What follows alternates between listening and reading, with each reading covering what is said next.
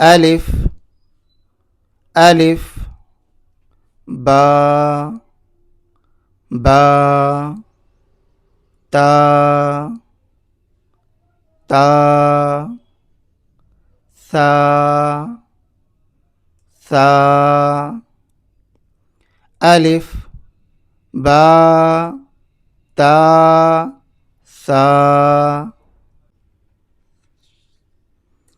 جیم جیم حا حا خا خا دال دال جیم جیم حا خا دال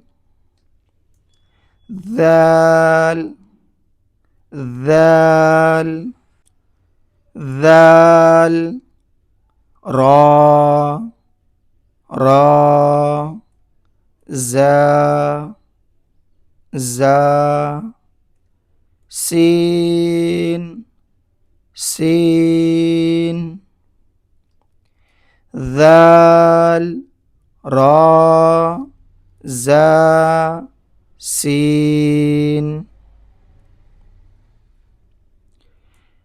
شین شین صاد صاد ضاد ضاد طا طا شین صاد ضاد طا ظا ظا عین عین غین غین فا فا ظا عین غین فا قاف قاف کاف کاف لام لام میم میم قاف کاف لام میم نون نون واو واو ہا لام الف لام الف نون واو ہا لام الف ہمزہ ہمزہ یا یا ہمزہ یا ایک بار آپ پورا رواں دیکھیے ٹھیک لگاتار الف با تا ثا جیم حا حا خا دال ذال را زا سین شین صاد ضاد طا ظا عین غین فا قاف کاف لام میم نون واو ہا لام الف ہمزہ یا الف سے لے کر یا تک پڑھ لیے. الف سے لے کر یا تک 29 حروف ہوتے ہیں، 29 لیٹرز ہیں عربک لیٹرز. اب آئیے جانتے ہیں نقطوں کی پہچان کرتے ہیں۔ لائن کے نیچے ایک نقطہ، لائن کے اوپر ایک نقطہ، لائن کے اوپر دو نقطے، لائن کے نیچے دو نقطے، لائن کے اوپر تین نقطے۔ انہی نقطوں سے حروف میں تبدیلی ہوتی ہے اور حرف کو پہچانتے ہیں۔ دیکھیے اس حرف کے نیچے نقطہ آیا تو اس کو با پڑھے، یہاں پر اوپر نقطہ آیا، دو نقطہ آیا تو تا پڑھے، یہاں پر تین نقطہ آیا ایسا لکھنے کے بعد تو یہاں پر سا پڑھے۔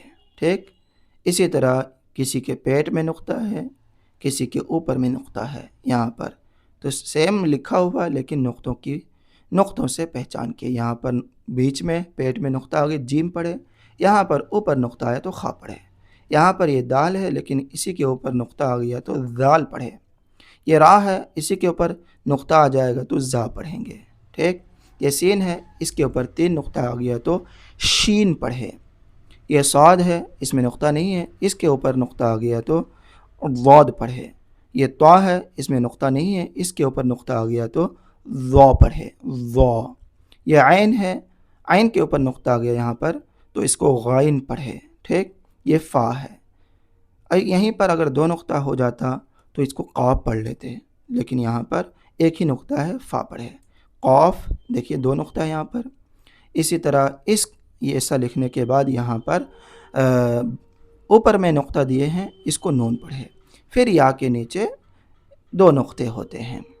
تو یہ نقطوں سے حروف کی پہچان کرتے ہیں۔ نقطہ پہچان لیجئے، لائن کے نیچے ایک نقطہ، لائن کے اوپر ایک نقطہ، لائن کے اوپر دو نقطہ، لائن کے نیچے دو نقطے، لائن کے اوپر تین نقطے۔